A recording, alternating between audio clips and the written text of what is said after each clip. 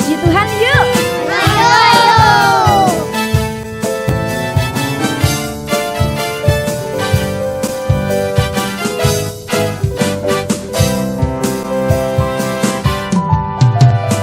Aku anak sekolah minggu GPTI Pondok Haliung.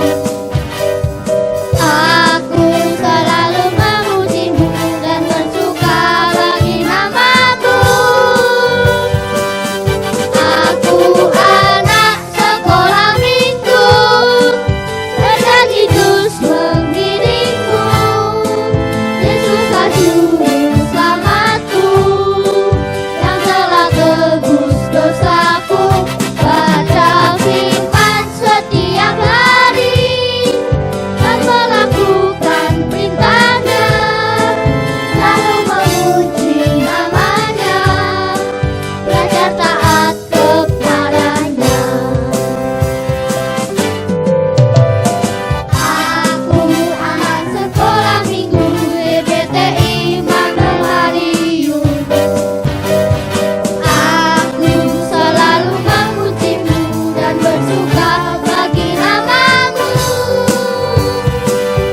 Aku anak sekolah minggu, berjanji terus mengiringmu.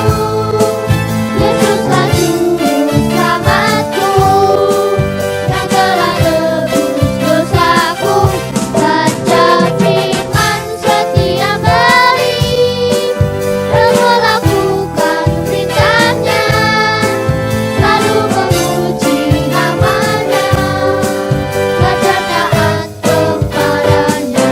Aku anak sekolah minggu, berjanji terus mengiringmu. Yesuslah Juru Selamatku, yang telah tebus dosaku. Baca firman setiap hari dan melakukan perintahnya, lalu memuji namanya, belajar taat kepadanya.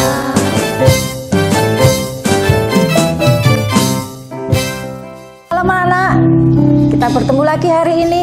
Siap beribadah ya. Siapkan hati serta kehidupan kita untuk menyembah, memuji nama Tuhan. Sebelum kita berdoa, yuk kita berdoa menyanyi puji nama Tuhan dulu.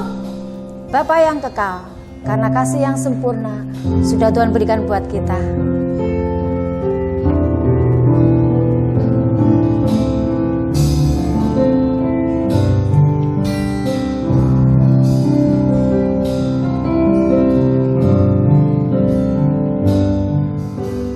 Kasih yang sempurna telah ku terima darimu, bukan karena kebaikanku, hanya oleh kasih karuniamu Kau pulihkan aku, layakkanku untuk dapat memanggilmu Bapa. Kau beri yang ku pinta,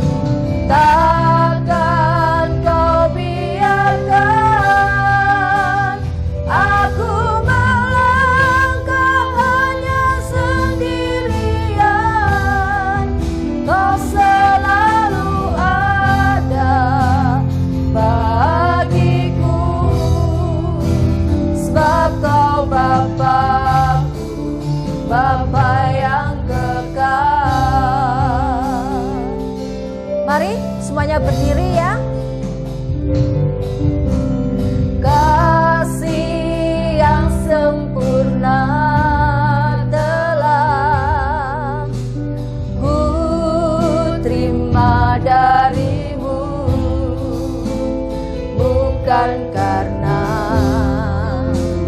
kebaikanku, hanya oleh kasih karuniamu Kau pulihkan aku, layakkanku untuk dapat memanggilmu Bapa. Kau beri aku pinta saat ku mencari, ku mendapatkan. Ku ketuk pintumu dan kau bukakan, sebab kau Bapa-Ku, Bapa yang kekal. Takkan kau biarkan aku melangkah hanya sendirian. Kau selalu ada bagiku, sebab kau Bapa-Ku, Bapa yang kekal. Kau beri aku pinta, kau beri aku pinta saat ku mencari, ku mendapatkan. Ku ketuk pintumu dan kau bukakan, sebab kau Bapa, Bapa yang kekal. Takkan kau biarkan aku melangkah hanya sendirian. Kau selalu ada bagiku, sebab kau Bapa-Ku, Bapa yang kekal. Kau selalu ada bagiku, sebab kau Bapa-Ku, Bapa yang kekal. Kau selalu ada bagiku, sebab kau Bapa-Ku, Bapa yang kekal. Saatnya kita berdoa.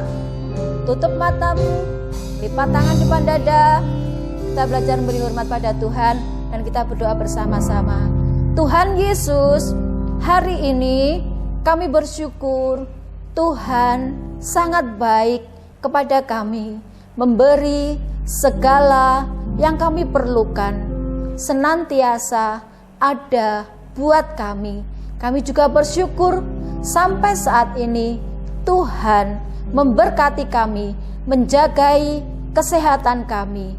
Tuhan Yesus, sebentar kami akan belajar beribadah kepada Tuhan. Kiranya Tuhan melayakkan kami semua untuk beribadah kepada Tuhan. Berikan hati yang penuh sukacita di dalam kami memuji nama Tuhan. Roh Tuhan senantiasa ada di dalam hati kami. Tuhan sendiri yang akan memimpin ibadah kami sampai akhirnya, mengurapi semua guru kami, juga kakak-kakak kami yang melayani Tuhan. Terima kasih Bapa, kami akan memulai ibadah ini di dalam nama Tuhan Yesus Kristus. Haleluya. Amin. Sekali lagi shalom. Bukti yakin kalian hari ini sukacita, tetap sehat dan semangat. Kembali kita akan belajar memuji dan membesarkan nama Tuhan, karena Tuhan Yesus sangat baik. Tuhan Yesus baik. Tetap berdiri ya.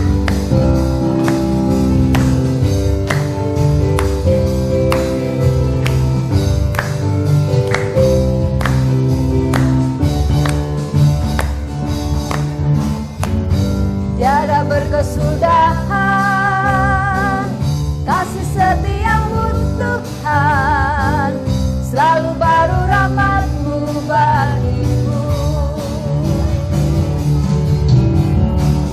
Hari berganti hari, tetap kulihat kasih-Mu, tak pernah berakhir di hidupku. Angkat jempol kalian. Sungguh amat baik, untuk selama-lamanya. Tuhan Yesus baik, Tuhan Yesus baik, sungguh amat baik, untuk selama-lamanya. Tuhan Yesus baik. Tiada berkesudahan, tiada berkesudahan kasih setiamu Tuhan, selalu baru rahmat-Mu bagiku. Hari berganti hari, tetap kulihat kasih-Mu, tak pernah berakhir di hidupku. Tuhan Yesus baik, sungguh amat baik, untuk selama-lamanya. Tuhan Yesus baik, Tuhan Yesus baik, Tuhan Yesus baik, sungguh amat baik, untuk selama-lamanya. Tuhan Yesus baik, Tuhan Yesus baik, sungguh amat baik, untuk selama-lamanya. Tuhan Yesus baik, Tuhan Yesus baik, sungguh amat baik, untuk selama-lamanya. Tuhan Yesus baik. Angkat jempolnya lagi. Tuhan Yesus baik, sungguh amat baik, untuk selama-lamanya. Tuhan Yesus baik, Tuhan Yesus baik, sungguh amat baik, untuk selama-lamanya. Tuhan Yesus baik, dari selama-lamanya, dari selama-lamanya sampai selama-lamanya, untuk selama-lamanya. Yang pasti Tuhan Yesus baik. Haleluya. Tuhan Yesus sangat baik, yang sudah memberikan kasih-Nya buat kita semuanya. Kalau Tuhan sudah berikan kasih-Nya buat kita, kita juga wajib mengasihi sesama kita dengan kasih yang Tuhan berikan. Semua orang memerlukan kasih, kita berikan kasih kita juga kepada sesama kita. I say L-O-V-E.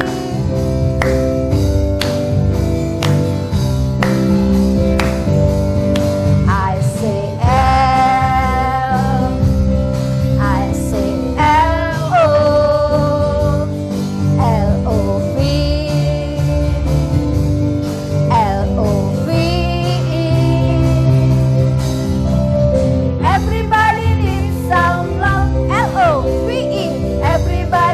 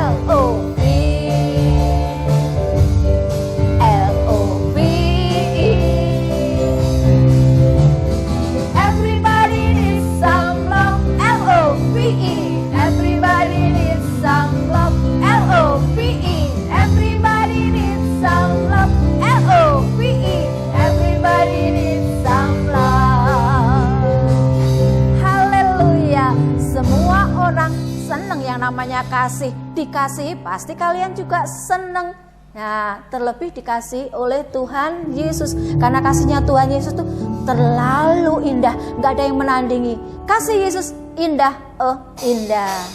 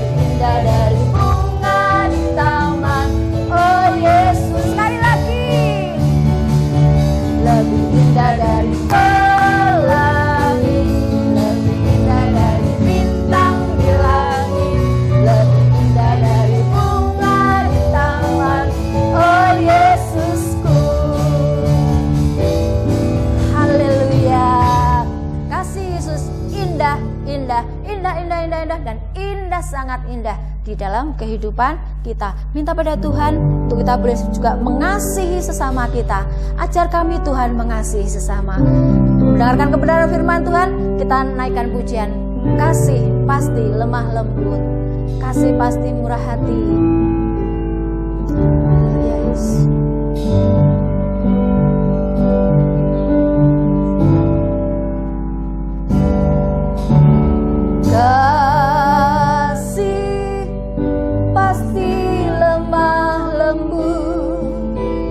Kasih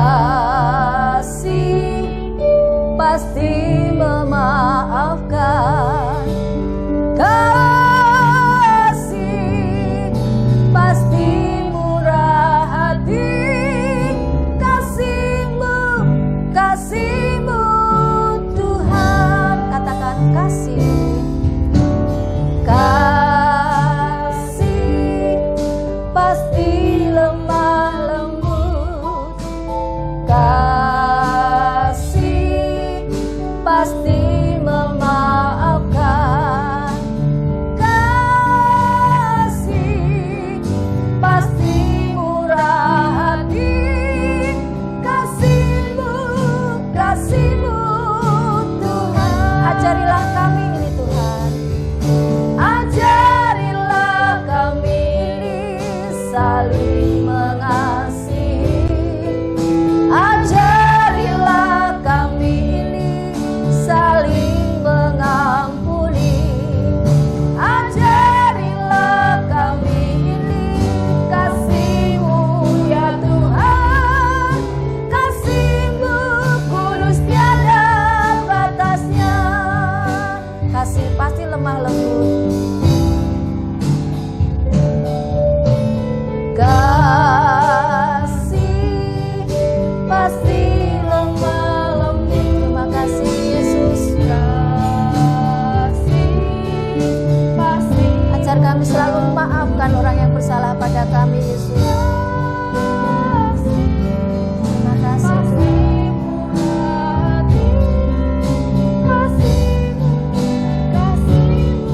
Ajari kami Tuhan dengan kasih-Mu ya Yesus. Ajarilah kami ini saling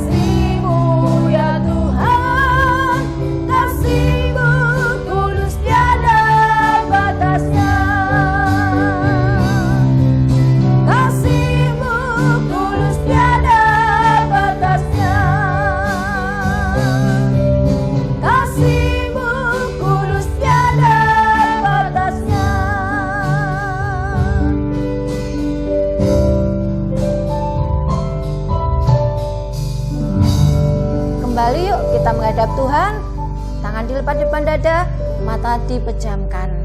Kita akan berdoa bersama-sama. Tuhan Yesus, hari ini kami bersyukur Tuhan sudah memimpin ibadah kami sampai pertengahannya.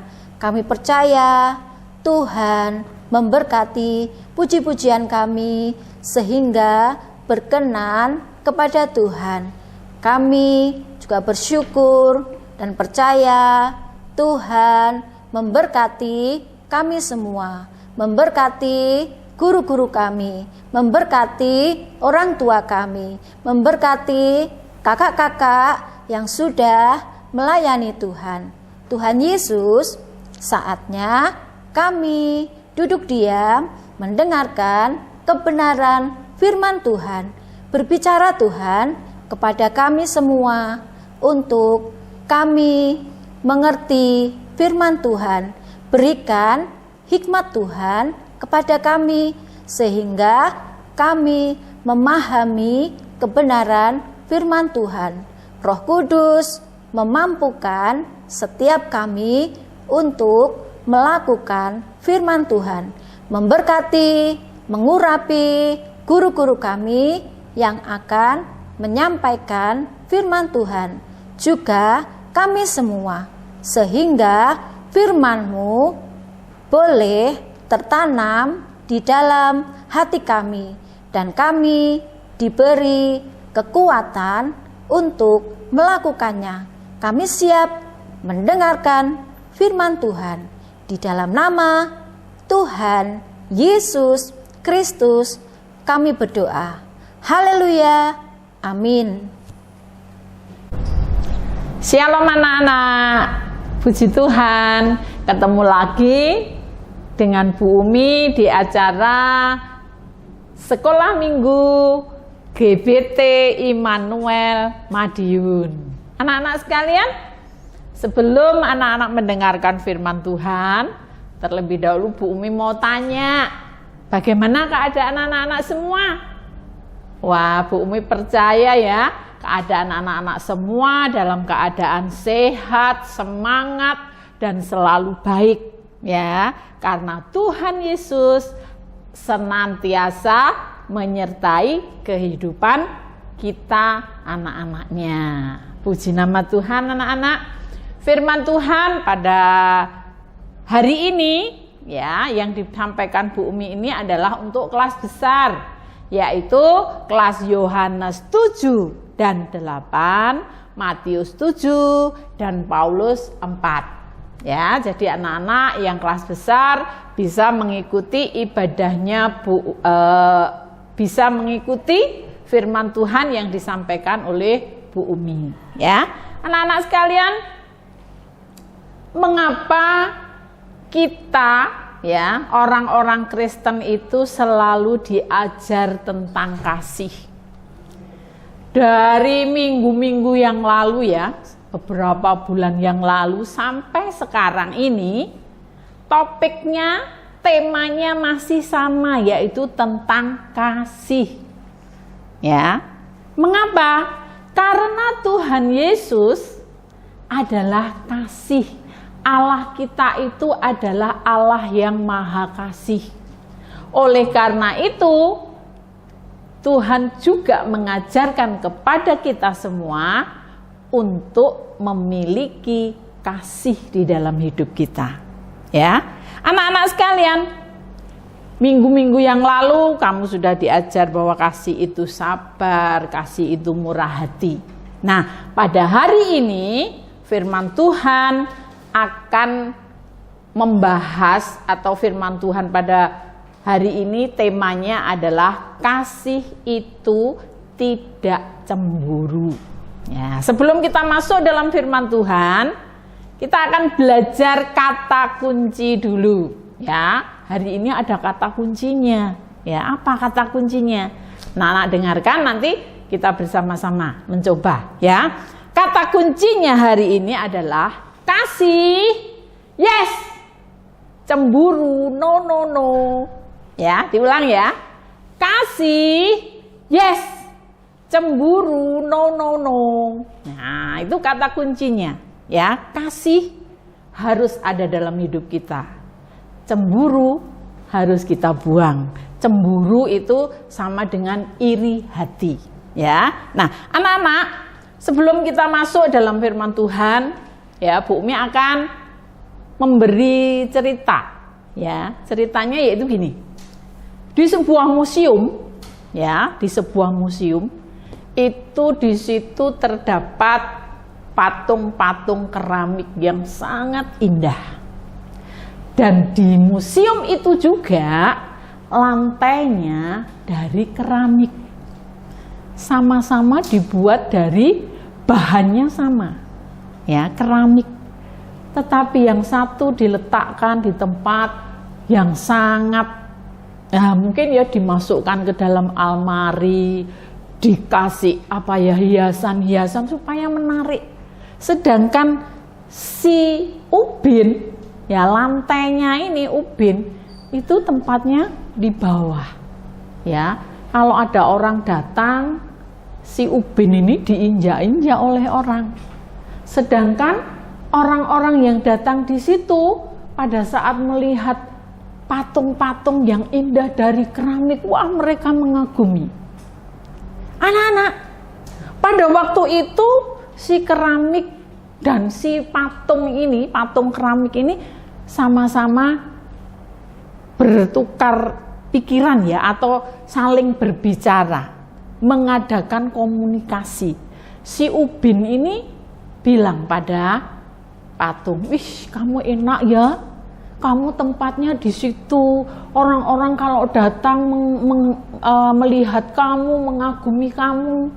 Sedangkan aku, tempatku di bawah. Kalau orang-orang datang, aku hanya diinjak-injak. Kadang kaki mereka kotor. Ya, enak loh jadi kamu. Ya, aku pingin deh seperti kamu."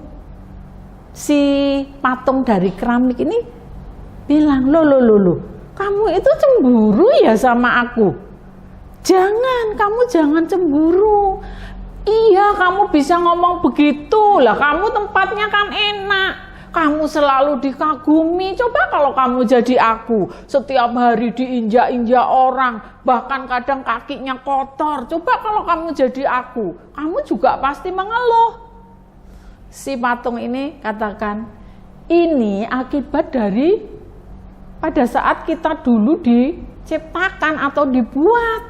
Lah kamu, aku ini loh, melalui proses yang sangat menyakitkan. Lah kamu nggak mau, kamu mintanya yang enak, ya sudah, akhirnya kan seperti ini. Ya, anak-anak harus tahu, pada saat si penjunan atau pembuat keramik ini membentuk patung, itu prosesnya sakit sekali. Ini si bahan yang dipakai untuk patung ini, dia harus dipukul, dia harus dibentuk, ya. Kalau salah dihancurkan lagi, dibentuk lagi, harus dibakar, ya. Sedangkan ubin cukup dipres. Ya sama sakit, cuma sakitnya nggak seperti patung ini. Nah, anak-anak di sini kita melihat si ubin cemburu pada patung keramik. Harusnya kita nggak boleh seperti itu. Keramik nggak, si ubin ini nggak boleh cemburu sama si patung keramik. Kita anak-anak Tuhan juga sama, nggak boleh cemburu dengan orang lain, dengan saudara kita. Ya. Yang harus kita lihat adalah prosesnya. Pada saat si patung ini dibuat, mengalami sakit yang luar biasa, tapi dia bertahan. Sedangkan si ubin nggak mau, wah aku yuk sakit banget aku mah. Udah yang nggak begitu sakit. Nah akhirnya jadinya juga seperti itu, yang mengalami sakit mau dibentuk, akhirnya mereka jadi benda yang indah. Sedangkan ubin ya cukup diinjak-injak. Anak-anak, ini adalah contoh bahwa kita nggak boleh cemburu dengan teman kita, dengan saudara kita, dengan siapapun kita nggak boleh cemburu. Nah, sekarang kita mau masuk dalam firman Tuhan. Firman Tuhan pada hari ini yaitu terdapat di dalam Kejadian 4 ayat 1 sampai 16. Ayo anak-anak semua sudah besar, sudah kelas 5, kelas 6, ya mungkin mau SMP, sebentar lagi SMP atau mungkin sekarang ini sudah SMP. Nah, anak-anak harus belajar membaca firman Tuhan. Oleh karena itu, Bu Umi minta anak-anak membuka Alkitabnya di dalam Yohanes 4 ayat yang ke-1 sampai 16 ini. Ya, anak-anak, kita nggak usah membaca, ya semua nggak usah dibaca. Bu Umi akan memberikan 2 ayat, ya 2 ayat yang terdapat di dalam Kejadian 4 ini. Kita baca ayatnya yang ke-6 dan ke-7. Ya, Kejadian 4 ayat 6 dan 7. Ayo semuanya baca ya. Kejadian 4 ayat 6 dan 7. Firman Tuhan kepada Kain, "Mengapa hatimu panas dan mukamu muram? Apakah mukamu tidak berseri jika engkau berbuat baik? Tetapi jika engkau tidak berbuat baik, dosa sudah mengintip di depan pintu. Ia sangat menggoda engkau, tetapi engkau harus berkuasa atasnya." Amin. Ya, firman Tuhan di sini mengingatkan, ya, supaya kita ini tidak memiliki hati yang cemburu. Nah, anak-anak sekalian, ada 2 orang pemuda, ya, 2 orang pemuda. Yang satu pekerjaannya sebagai petani, bercocok tanam. Anak-anak tahu kan, kalau sebagai petani dia bercocok tanam, apapun ditanam. Dan pada saatnya tanaman ini akan tumbuh, ya, menjadi besar, berbunga dan mengeluarkan buah-buah. Sedangkan pemuda yang satunya itu pekerjaannya adalah penggembala domba. Nah, anak-anak, namanya saja sudah penggembala, berarti setiap hari dia tugasnya menggembalakan domba-dombanya, dibawa ke padang rumput yang hijau. Ya, supaya apa? Supaya domba-dombanya ini bisa makan dengan kenyang.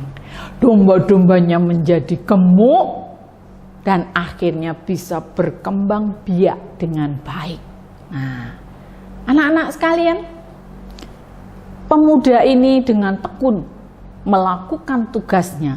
Yang bercocok tanam atau yang petani, dia tekun dengan tanamannya. Yang penggembala domba, dia tekun dengan peliharaannya.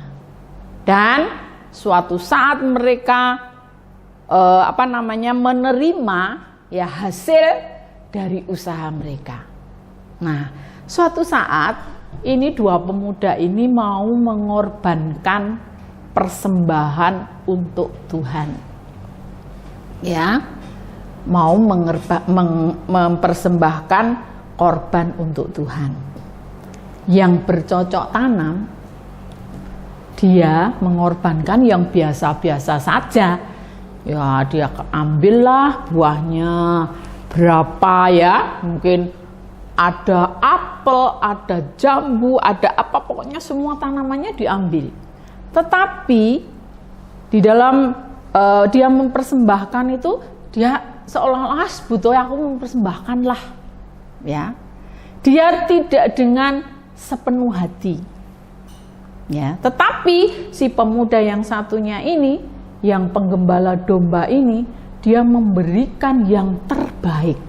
Dia cari, ya, anak-anak domba sulung, Ya, anak domba yang dilahirkan pertama kali dan jantan. Dia ndak asal, terus butuh tak jupuk nih siji lah, saya ambilkan domba satu, yang penting saya mempersembahkan kepada Tuhan. Ndak.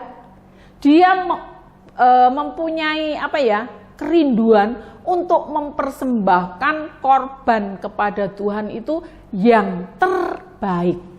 Ya, oleh karena itu dia nggak sembarangan. Dia pilihkan domba yang sulung, yang gemuk, tidak bercacat.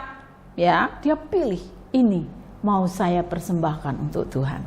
Nah, anak-anak tahu kira-kira siapa ini dua pemuda ini? Tahu nggak? Ya, dua pemuda ini adalah Kain dan Habil. Anak-anak tahu Kain dan Habil itu anaknya siapa?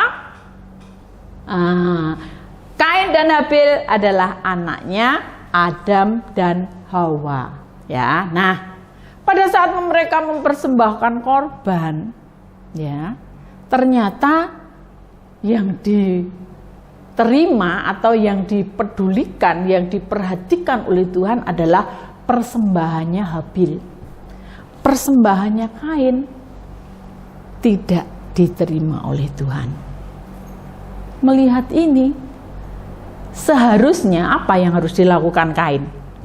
Harusnya Kain introspeksi, kenapa kok korban saya nggak diterima Tuhan, sedang korban adik saya kok diterima, itu kenapa? Harusnya Kain seperti itu.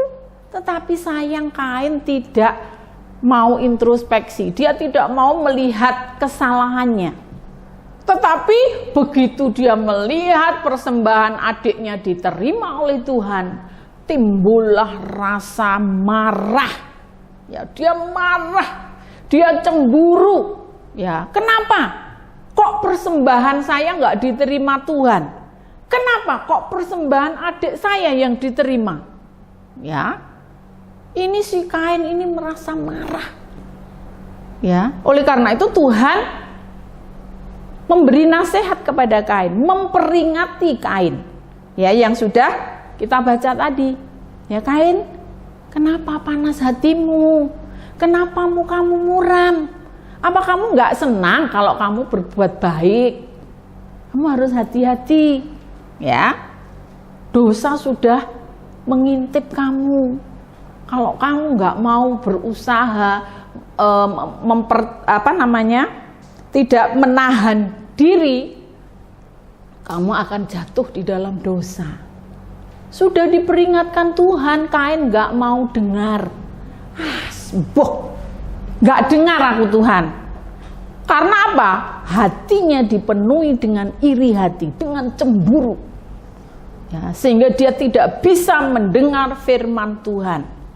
Dan pada saat ada kesempatan, ya, dia berpura-pura baik dengan adiknya. Dek, ayo kita jalan-jalan yuk. Si Habil nggak merasa curiga. Mengapa? Karena dia kakaknya. Dia percaya bahwa kakaknya akan melindungi dia. Sehingga begitu Habil ini diajak oleh Kain, manut. Ya, setelah jauh dari rumah, apa yang dilakukan Kain? Ya, Kain mencari mungkin pemukul atau mungkin batu yang besar, ya, dipukulkan ke adiknya sampai adiknya meninggal dunia. Nah, anak-anak coba lihat, perhatikan. Karena cemburu, ya, karena hatinya Kain iri hati, sehingga pikirannya sudah tidak waras lagi, tidak normal. Pikirannya, hatinya dikuasai oleh kemarahan. Sehingga apa? Sehingga dia tega membunuh adiknya sendiri. Betapa jahatnya pengaruh dari cemburu atau iri hati. Nah, anak-anak sekalian, sebagai anak-anak Tuhan, kita jangan sampai memiliki rasa cemburu atau iri hati kepada siapapun juga, kepada teman kita, kepada saudara kita, kepada siapapun kita jangan iri hati. Karena kalau kita sudah di dalam hidup kita ini sudah ada rasa iri hati, Nah, dari rasa iri hati, dari rasa cemburu ini akan muncul berbagai macam perbuatan jahat. Kalau kita memiliki hati yang cemburu, iri hati, maka dosa akan menguasai kehidupan kita. Kalau kita sudah iri hati, kita jadi marah. Kalau sudah marah, benci. Kalau sudah benci, akhirnya apa? Mencari kebenaran. Bagaimana menjatuhkan teman saya, menjatuhkan saudara saya dengan cara memfitnah. Dan yang paling menakutkan adalah mereka tega membunuh. Orang yang iri hati dikuasai dengan rasa cemburu, ini akan bisa menjadi orang-orang yang jahat. Oleh karena itu, kalau anak-anak merasa saat ini ada rasa cemburu di dalam hati anak-anak, ada rasa iri hati di dalam hati anak-anak, pada hari ini anak-anak harus bertobat. Anak-anak harus minta ampun kepada Tuhan.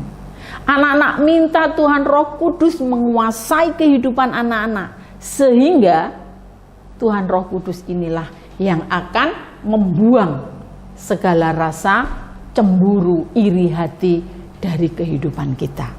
Sehingga kehidupan anak-anak akan berkenan kepada Tuhan. Anak-anak sekalian, pada hari ini Tuhan mengingatkan kepada anak-anak supaya anak-anak membuang rasa atau sifat cemburu dari hati anak-anak. Abot lu Bu, lah aku lu Bu kalau lihat temenku beli apa baru, aku gak punya, aku pengen lu Bu. Akhirnya aku iri hati lu Bu. Anak-anak, kalau kita sebagai manusia biasa memang rasa iri hati itu menguasai hidup kita. Tapi anak-anak harus tahu, anak-anak adalah anak-anak yang sudah ditebus oleh Tuhan Yesus. Ya, anak-anak yang sudah diurapi dengan Roh Kudus. Memang anak-anak nggak bisa melakukan itu sendiri. Ya, oleh karena itu minta kepada Tuhan. Dan kalau sudah ada rasa iri, rasa cemburu di dalam hati anak-anak, anak-anak bertobat, minta ampun kepada Tuhan saat ini juga, karena bahaya. Kalau anak-anak membiarkan rasa cemburu ini bercokol di hati anak-anak, bahaya.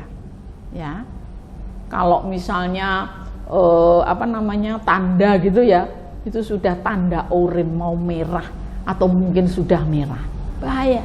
Oleh karena itu kita belajar pada hari ini supaya kita memiliki hati yang tidak cemburu. Kita memiliki kasih yang tidak cemburu. Karena memang kasih itu tidak cemburu. Ya, anak-anak sekalian, biarlah di dalam hidup kita mau meneladani sifatnya atau sifatnya Tuhan, karakternya Tuhan Yesus. Ya, anak-anak sekalian, biarlah kita mau belajar pada hari ini supaya kehidupan kita ini berkenan kepada Tuhan. Ya, kita belajar untuk taat firman Tuhan. Kalau Tuhan katakan jangan kamu cemburu, jangan iri hati, ya kita belajar. Anak-anak harus ingat, orang yang selalu cemburu, dia tidak akan pernah mengucap syukur kepada Tuhan. Gak ada itu ucapan syukur. Karena apa? Ya itu tadi, hatinya diisi cemburu, iri hati, marah. Ya, gak akan ada ucapan syukur. Oleh karena itu kita belajar ya, supaya kita belajar untuk tidak cemburu, sehingga Tuhan berkenan kehidupan kita. Dan Tuhan akan memberkati kita. Anak-anak, pada hari ini juga ada ayat mas seperti biasa ya, ayat hafalan. Ayat hafalannya masih sama dengan minggu-minggu yang lalu. Kok itu terus toh Bu? Ayat hafalannya. Supaya anak-anak itu hafal, ya, tertanam di dalam hati, pikiran, dan anak-anak bisa melakukan. Ya, di dalam 1 Korintus 13 ayat 4. Kasih itu sabar, Kasih itu murah hati. Ia tidak cemburu. Ia tidak memegahkan diri dan tidak sombong. Ya, anak-anak harus hafal. Sudah berminggu-minggu mosok sih nggak hafal. Ya, anak-anak harus hafalkan dan lakukan. Tidak hanya dihafalkan, oh kasih sabar, oh kasih itu murah hati, oh kasih itu tidak cemburu, hafal. Tapi nggak dilakukan, ya nggak ada gunanya. Kehidupan kita nggak akan berkenan kepada Tuhan. Ya, jadi lakukan firman Tuhan pada hari ini, maka anak-anak akan menerima anugerah yang luar biasa dari Tuhan. Ya, nah anak-anak, firman Tuhan Bu Umi akhiri sampai di sini dan ada tugas ya. Tugasnya yaitu menjawab pertanyaan. Ya, cukup 2 saja pertanyaannya, nggak banyak-banyak. Ya. Pertanyaan pertama, gampang ya. Mengapa kita tidak boleh cemburu atau iri hati? Ya, coba anak-anak tulis ya.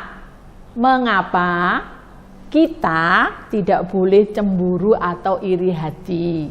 Yang kedua, dosa apa saja yang diakibatkan oleh sifat atau sikap cemburu?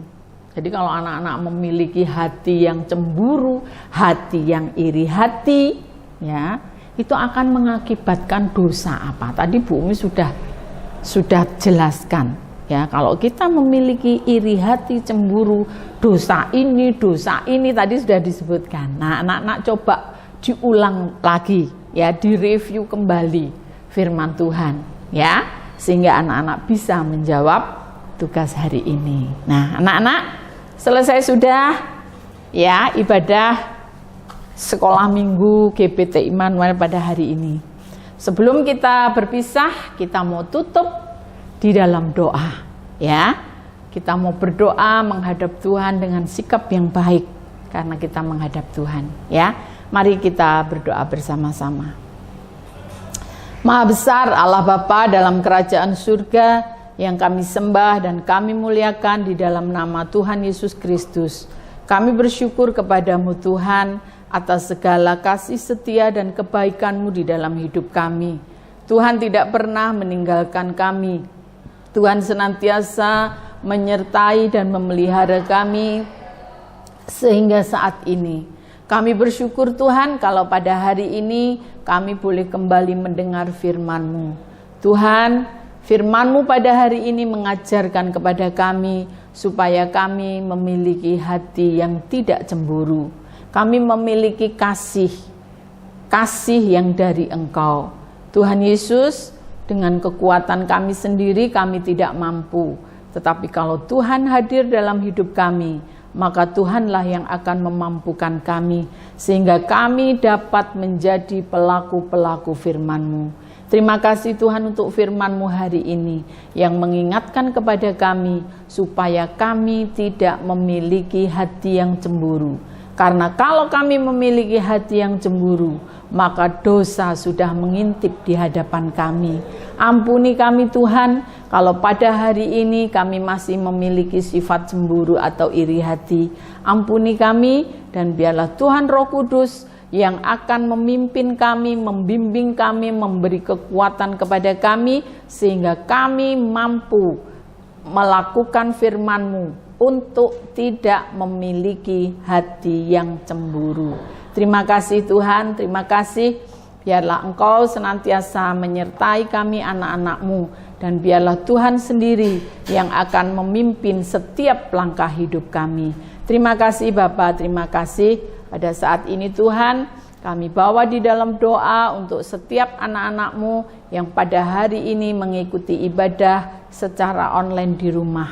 Tuhan senantiasa memberkati mereka, Tuhan senantiasa menjaga, melindungi mereka, memberkati dengan berkat-berkat kesehatan, memberkati dengan hikmat akal budi, supaya anak-anak-Mu ini boleh menjadi anak-anak yang sehat, menjadi anak-anak yang pandai demi kemuliaan nama Tuhan.